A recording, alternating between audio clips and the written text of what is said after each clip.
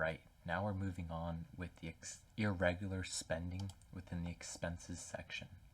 So, for the interesting one, the unexpected costs, yet common things that we forget about, but some of us take a toll on the accounts that we have. The unexpected costs and common things that we purchase. So what I want you to do is think about all of the purchases you made last year or in a few months and see what unnecessary and unexpected costs came about.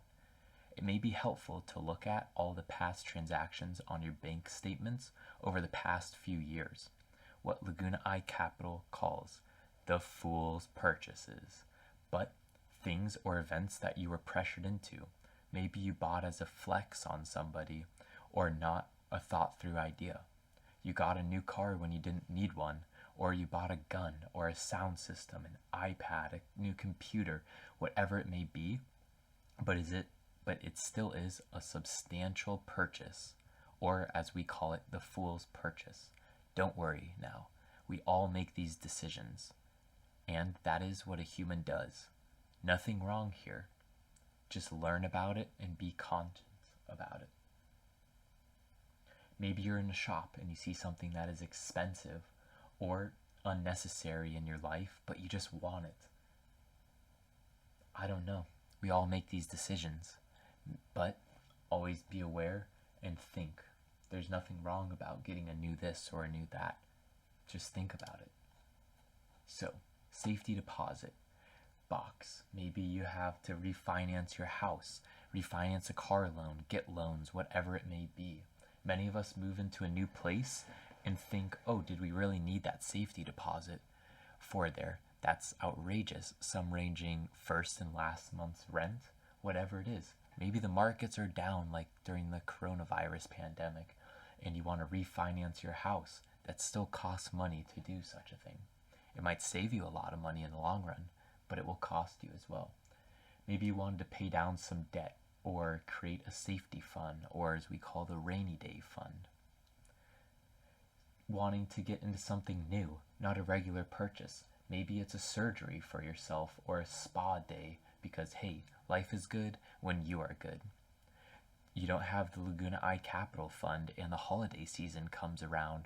Hardships on expenses could be substantially reduced and even negative, where if you opt into our fund, you could actually bring more capital back into it at the end of the day. You spend $200, well, you just made $60 on top of all of your savings without needing to stress about your budget. Also, think in mind, there's birthday gifts, weddings, friends, families, baby shower, baptize type dynamics, new businesses, and you want to support them. The costs to get there, the gifts, the outfits, a bottle of champagne to pop because, hey, it's a celebration. What about your best friend's birthday or holiday season? Maybe you have cousins, family members, nephews that all get that $25 Visa gift card as the tradition. Maybe you want to get somebody a new knife set because of their wedding, or you watch the games with your boys and you decide, hey, I'm gonna buy Jim this new t-shirt or sport jersey. Maybe it's a picture of all of you guys that you spent a little bit more because it's a fancier picture and you just want them to hang it around their house. Or it's an Amazon gift. Whatever the situation is, let's keep that in mind. And keep in mind, if it is seasonal, many people have birthdays. There's seasonal purchases that exist, irregularities. You don't need a swimsuit when you're in the winter months, and you don't need a new ski set when you're in the summer month. But keep in mind, always look out for good deals, because as we know, going back to the birthday idea, just many people have birthdays in March, November, May, whatever it may be. Sometimes all of your friends are stacked in 1 month rather than spreading it out throughout the year. All of your friends' birthdays are in May, and every single weekend you're going out because, hey, it's a celebration of life. So that's the power of budgeting. Figure out who you typically get gifts for, put those people in a list, and say, hey, I give that $25 gift card to everybody, but it just so happens that my 10 friends are now are all not stuck, but rather have a birthday in May, and I want to distribute that budgeting and across. So instead of spending $250 all in May on these gift cards, I'm going to stretch it out and spend about $21 per month. And that's the power of budgeting. And also, I want you guys to think about safety deposit boxes. Some people like their goods safe. Maybe there's a storage unit that you need. Did you know in 2020, 1 in 7 of all Americans had storage units? And we can all admit that we have a hoarding problem and not wanting to donate or throw things away. Others are left without space in their apartment for that holiday, decorations, or family heirlooms that never made it into the house yet. Some people love the Christmas, like we talked about in the housing section, but there's not enough storage within their house to keep all of those lights. So they need a storage unit for $10, $15 a month, depending on where you're at, sometimes ranging up to $100. Maybe you need to store your boat somewhere because of whatever situation, or your sand rail because you don't have a big enough backyard, so you have to dock it somewhere, or you have to get a storage unit for that. Others pay a premium for security. Maybe you have that watch, that Rolex that was handed down to you. Maybe you want security for your birth certificate because your house may light on fire one day, or a passport, or you have hoards of cash or gold because you think that gold's going to be the next commodity when inflation rises. Or maybe you have hoards of cash, which we recommend not having, and we recommend throwing into an index fund. And hey, it's better for security to leave at a bank in case if they get robbed, they reimburse you instead of you getting robbed and now losing out on everything that could be of assistance towards yourself. So we're going to throw in this budget timesheet now. And we're going to look at the expenses for irregular spending. Yeah, sometimes we all make bad decisions.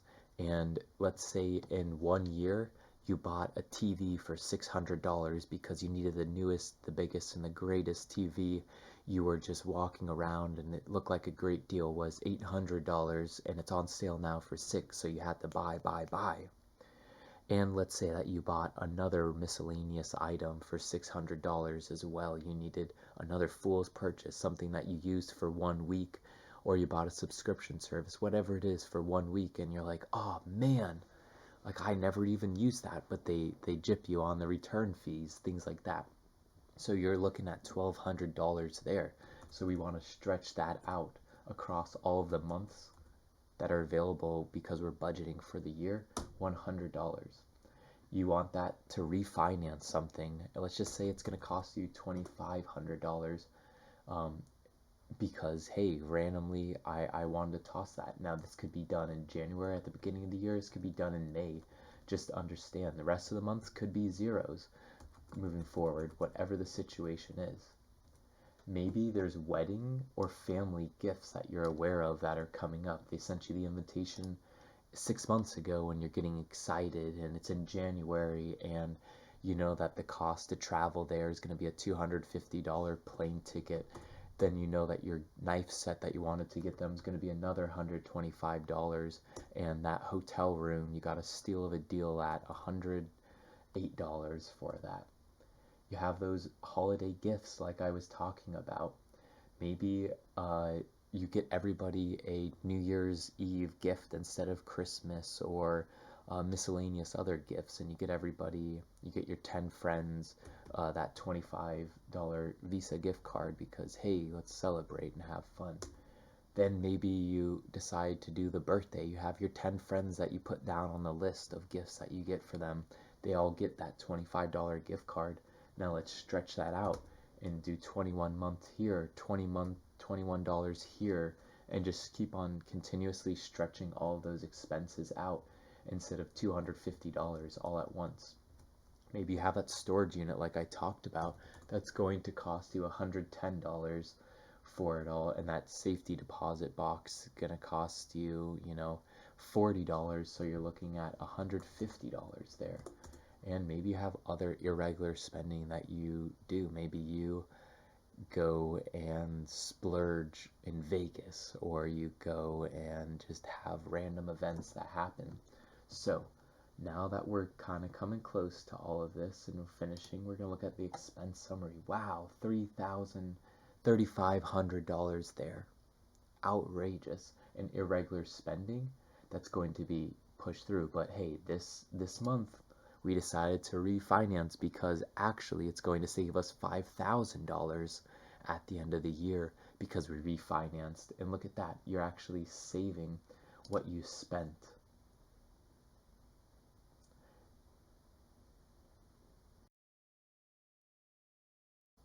All right, so now that we've finished going through the basic course, we're going to look at that Excel sheet. I decided to populate a lot of the current um, monthly files because that's what we want to do.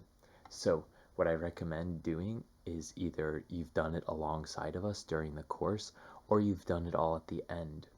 And you got to think about where and what you do, how you classify your expenses to be.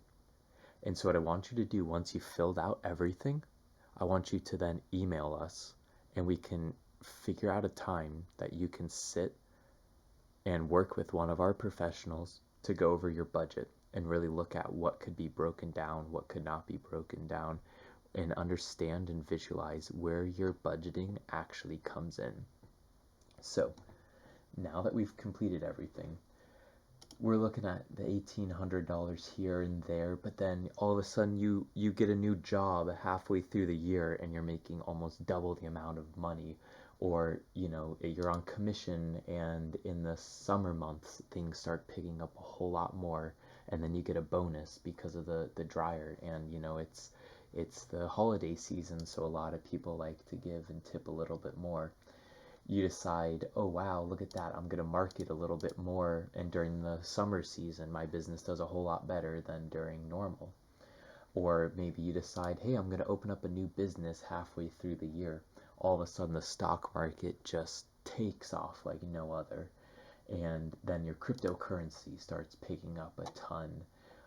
Your side work, food service, you decide, during the summer months I'm just going to go and do more delivery services, or you decide to sell a whole lot more during of cleaning out your house, things like that. You decide, oh, I'm going to gamble a little bit more, go for some entertainment, have some fun. Those start increasing.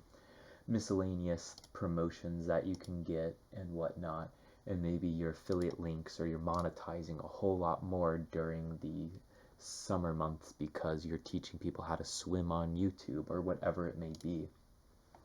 We go over now into the expenses section and we start looking at what we have here. So everything costs, relatively the same for your housing costs. Maybe you cut back here or you cut back there on certain fees. Your animal fees, you're not adopting an animal anymore. It's not January, so there's no adoption fees. There's nothing else. School is in session for only a few months. In a few months, it's not in session, so you're not buying or paying for tuition, or you decide, hey, I'm going to take 2 months off of piano and go travel on a vacation with my kid.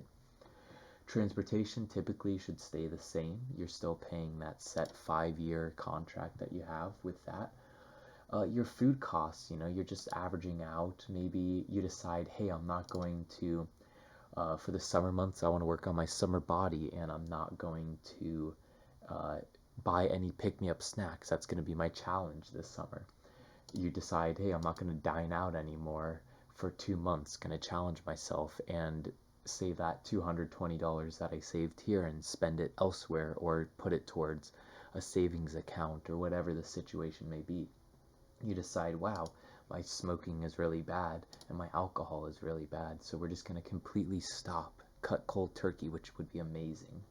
And other expenses, your fun, maybe you decide like, hey, I'm not gaming anymore, I want to find a better use of my time. Or maybe your health is coming in and you decide, oh, I'm going to splurge a little bit more in the summer for my beautiful, summer body, and I need haircuts or miscellaneous different things like that. Your banking is going to come in, and let's say, all of a sudden your tuition is flowing, and let's go with April, all of a sudden now you owe absolutely nothing on your school loans anymore. What an achievement. Congratulations. Because you've been saving aside, saving up tuition, saving up different things. Your loan payments for other things are still going. Your investment payments, your 401k you're putting aside, all of this stuff. Your school tuition, like we said, is just divide that by 12, stretch it out. You only pay twice for your books and saving and school supplies, so now you don't have to worry about that much. You come into your personal and that all stays the same. Maybe you cut back a little here, a little bit there, whatever the situation is. Your subscriptions, you realize, oh, instead of watching TV now, I'm actually going to go do a couple more door dashes or a few more whatever your side gigs can be. Maybe you decide, oh, I can just go on Facebook for all of this news that I get thrown at my door every single morning, and I don't need that service anymore. And then you realize, Facebook is just media, and I like factual media too, so you pick that up again. Your irregular spending, you're not refinancing a house anymore, so you don't have to worry about that. Your wedding was only in January, and there's nothing else scheduled for the rest of the year. Those holiday gifts, because you decide to get those $250 worth of Visa gift cards, and nobody else, you don't have any more holiday spending, so it's all one-time purchase. Your birthday gifts, that 10 individuals that get that $25 Visa gift card, now they're spread along those 12 months, and you can see. Maybe you realize, hey, actually the storage unit that I have is a whole lot more, or if I go with this company, it's going to save me $30. So you're going to start looking at your income summary. Wow, look at that gigantic increase because I got a raise because of whatever situation. Oh wow, the stock market just boomed and now all my stocks are doing. Whoa, look at that. My businesses are coming close to what my yearly salary is. Almost. Maybe I should go full time with my businesses looking at these numbers. Whatever the situation is, all of these will populate and you'll see how much you actually make. Like in August, for example, all of a sudden, your work is cut back by a lot, or you're making extra income elsewhere. We go into our expense summary. Wow, look at these expenses from 31, maybe a few months. I decided the weather's nice enough, so I'm going to go trim my lawn instead of hiring the guy for a few months. Your food costs, decrease as time goes on. Your fun just remains the same because fun is fun. And you decide a few months to, do a little bit more for your body or a little bit more for your looks and whatnot. You cut back on all those student loans. Congratulations. Your irregular spending is just a flat fee because you're planning for your irregular spending rather than a huge chunk all at once like that. Refinancing on the house. Your subscriptions were cut down because you realized, I don't really need all of these things. And you can see your costs and your individual. Wow, I spend 28%. Guess what? I'm almost at that 1/4 of my monthly income coming in and going towards a house. My food is just a few percentages. My fun, not even 5%, whatever it may be. So then we're going to come over to the summary section and really understand, like, yeah, I refinanced that. That's a whole lot. Good thing that I had money in my savings account to mitigate that $10,000 expendable income that I didn't actually have. But then you start realizing near the end of the month, oh wow, I'm actually getting closer and closer to saving more money and actually now having possibly in the future a few $100s to maybe toss a little bit more in the stock market and turn more wealth on my capital, whatever the situation is.